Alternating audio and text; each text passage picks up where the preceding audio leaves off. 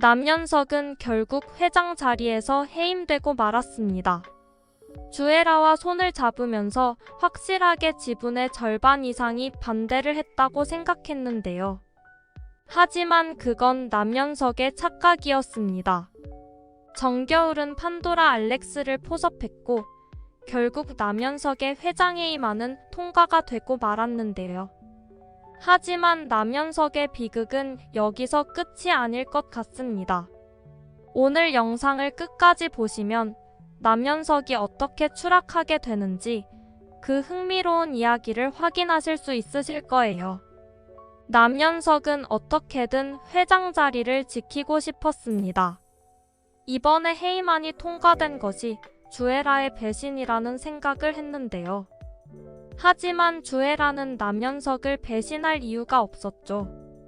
이번 예고편에서 남현석이 주애라의 목을 틀어쥐는 장면이 나왔는데 주애라는 자기를 후계자로 지목하기로 했는데 내가 왜 남현석을 배신했겠느냐면서 그럴 이유가 없다고 했죠. 주애라의 입장에서도 알렉스의 배신은 전혀 예상치 못한 것이었는데요. 해임안은 이미 통과가 되어버린 상황이라 남현석은 차선책을 고민하고 있었습니다. 남현석이 비워놓은 회장 자리에 이사진은 박상무를 대표이사 후보자로 올렸는데요.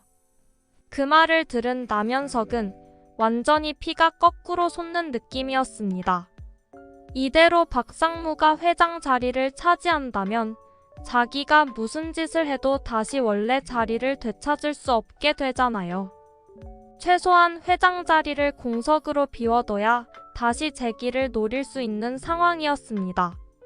그래서 남현석은 주애라를 이용하기로 했어요. 주애라가 아주 잘하는 짓이 있었죠. 주애라는 다른 사람의 약점을 캐내서 협박을 하는 것에 아주 전문적인 능력을 보이고 있었습니다. 그래서 남현석은 주애라를 시켜 박상무의 결격 사유를 가져오라고 했는데요. 주애라가 박상무의 약점을 캐오면 그걸 트집 삼아서 박상무를 YJ그룹에서 내보낼 작정이었습니다.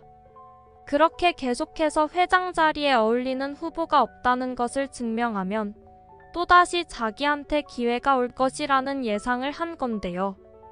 하지만 그건 남현석의 착각이었습니다. 남현석은 이번에도 정겨울의 함정에 제대로 빠지고 말았던 건데요. 주애라가 남현석한테 전해줬던 소식은 정겨울이 일부러 남현석한테 흘린 미끼였습니다. 박상무가 회장 후보자 자리에 오르게 되었다는 것을 주애라가 몰래 훔쳐들을 수 있도록 정겨울이 슬쩍 흘려놓았던 거였죠. 주애라는 남현석에게 후계자로 인정받기 위해서 손을 잡은 상황이기 때문에 정겨울에게서 얻은 정보를 그대로 남현석에게 전달했던 거고 남현석과 주애라는 박상무의 결격 사유를 트집 잡는 것에 온 신경을 몰두할 수밖에 없었습니다. 남현석과 주애라가 그렇게 움직일 것이라는 예상을 하고 있던 정겨울은 두 사람의 신경을 거기에 돌려놓고 아주 의외의 인물을 회장 후보로 준비하고 있었는데요.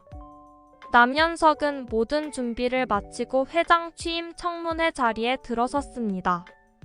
박상무가 회장이 될 수 없는 확실한 이유가 있었고 그걸 터뜨리는 순간 회장 자리가 다시 자기한테 돌아올 것이라고 기대하고 있었는데요.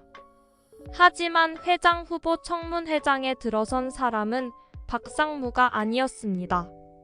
그 자리에 나타난 사람은 정장을 아주 반듯하게 차려입은 남지석이었어요. 정겨울은 예전부터 남지석이 동생을 위해 바보 연기를 하고 있다는 사실을 눈치챘습니다. 그리고 남만중 회장을 그렇게 만든 사람도 남현석이 한 짓이라는 것도 알고 있었죠. 그래서 YJ그룹을 지키기 위해서 이제는 남지석이 바보 연기를 그만두고 전면에 나서서 회사를 이끌어야 한다는 설득을 했던 것 같아요. 남지석은 끝까지 그게 무슨 말인지 모르겠다고 하면서 바보 연기를 멈추지 않았는데요. 남지석의 마음속에는 여전히 갈등이 남아 있었고 지금처럼 아무 생각 없이 그림만 그리면서 사는 인생을 지키고 싶었습니다. 거기다가 동생 연석이가 그런 일을 저질렀다는 사실을 믿고 싶지 않았던 것도 있는 것 같아요. 하지만 남연석이 페이퍼 컴퍼니를 이용해서 비자금을 조성했다는 사실에 이미 한 번 실망을 하고 말았는데요. 페이퍼 컴퍼니가 뭔지 모르는 척했지만 두뇌가 명석했던 남지석은 세상 돌아가는 이야기를 전부 듣고 있었습니다. 남연석이 자기를 해치려고 했던 것도 모자라서 아버지가 쓰러지는 것까지 외면했다는 말까지 듣자 바보 연기를 하던 남지석의 눈빛이 일순간에 돌변했는데요. 남지석은 동생을 위해서 자기를 희생해 바보 연기를 하고 있었지만 아버지까지 해치려고 했다는 것은 용서할 수 없었습니다. 갑자기 달라진 남지석의 분위기를 보고 정겨울은 자기 생각이 맞았다는 것을 느꼈어요. 남지석은 정말 지능이 어려진 게 아니라 모두를 위해서 그런 척하고 있었던 건데요. 정겨울의 끈질긴 설득으로 남지석은 다시 세상 앞에 자기를 드러내기로 결심했습니다.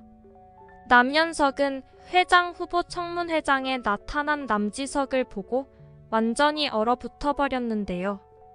지금까지 바보라고만 생각했던 형이 사실은 자기 정체를 숨기고 있었다는 사실을 조금도 눈치채지 못했습니다. 남지석은 아주 또박또박한 말투로 회장 후보 청문회를 시작한다는 선언을 했는데요. 이 사진들의 질문에도 조금도 부족함이 없는 대답들을 내놓고 있었습니다. 남지석은 원래부터 남만중이 찍어둔 YJ그룹의 후계자였잖아요. 거기다가 장남이기도 했습니다. 그 자리와 명성에 부족하지 않게 모든 부분에 회장 자리에 완벽하게 어울리는 사람이었는데요. 남연석은 박상무에 대한 공격을 잔뜩 준비해왔지만 그건 아무짝에도 쓸모없는 종이 쪼가리가 되어버리고 말았습니다.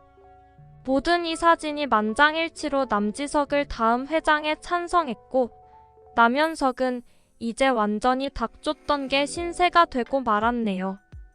회장 자리에 앉게 된 남지석은 이제라도 동생이 모든 잘못을 인정하고 과거의 죗값을 치르기를 바랬지만 남연석은 그런 인간이 아니었습니다. 만약 남연석이 그렇게 반성을 할 줄 아는 인간이었더라면 남만중 회장이 자수를 하라고 했을 때 이미 자기 잘못을 인정하고 자수를 했겠죠. 하지만 남연석은 오히려 아버지 때문에 내가 이렇게 됐다고 하면서 남만중의 탓을 해버렸는데요.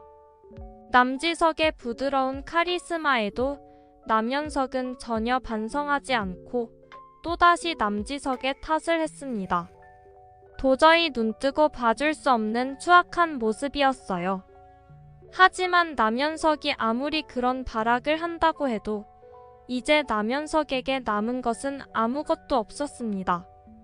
남지석이 자기 자리를 찾게 되면 서태양의 출생의 비밀도 밝혀지게 될 것 같아요. 남지석의 사고가 나기 전에 오정혜와 만나고 있었잖아요.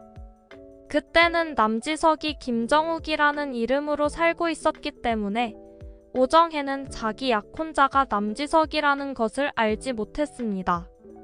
서태양이 남지석의 아들이라는 게 밝혀지게 되면 남유진보다 훨씬 정통성을 가진 후계자 후보가 되는 것 같아요.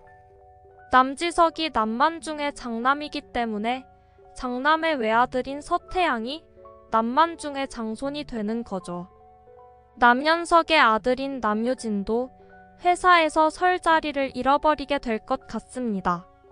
장남인 남지석이 엄청난 반전을 보여주면서 언젠간 서태양이 YJ그룹의 회장 자리에 앉게 되는 것을 볼 수 있겠네요. 이 이야기는 개인적인 상상력을 기반으로 쓴 것이기 때문에 앞으로 밝혀질 진짜 내용과는 다를 수 있다는 점 미리 양해 부탁드릴게요. 이번 영상 재미있으셨으면 구독과 좋아요 부탁드립니다. 구독은 저에게 큰 응원이 됩니다. 오늘도 시청해주셔서 감사합니다.